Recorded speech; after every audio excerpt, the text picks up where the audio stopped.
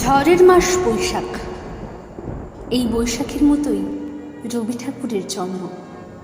সোনার আশ্বিনী নয়, হিমের রাতে ডঘ্রাণে নয়, ফুল রাঙানো ফাগুনে নয়, এই খরক্ষিপ্র বৈশাখী তার জন্ম।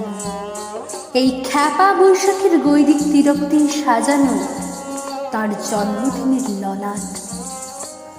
বৈশাখে প্রকৃতির নতুন জন্ম, আমাদেরও নতুন জন্ম এই বৈশাখী, 25শে বৈশাখী, রবি ঠাকুরের জন্মদিনে। দেখতে হয় না ক্যালেন্ডার, জিজ্ঞেস করতে হয় না তারিখটা কবে। আগে থেকেই বুকের মধ্যে সাড়া ওঠে, 25শে বৈশাখ আসছে, রবি ঠাকুরের জন্মদিন। বছরে একটা দিনের জন্য তারা নতুন হয়ে যায়।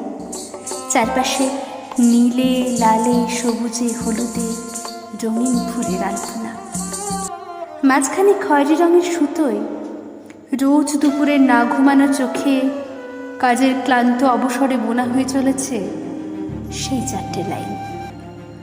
উদয়ের পথে শুনিকার বাণী, ভয় নাই ওরে ভয় নাই, নিঃশেষে প্রাণ যে করিবে দান, ক্ষয় নাই তার ক্ষয় নাই। শুধু কি সূচিকাজে?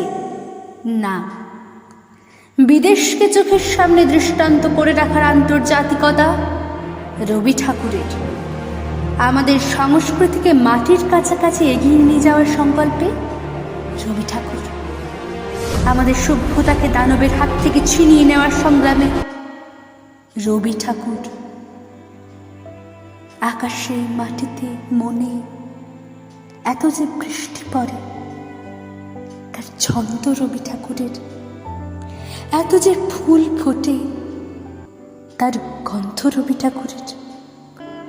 তাই প্রতিদিনই তার জন্ম, কোনো দিনই তার মৃত্যু নেই।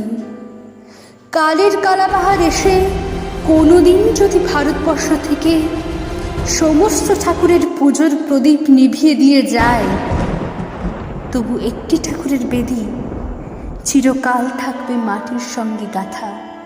কোন ঠাকুর? রবি ঠাকুর, রবি ঠাকুর, রবি ঠাকুর। ঝড়ের মাস বৈশাখ।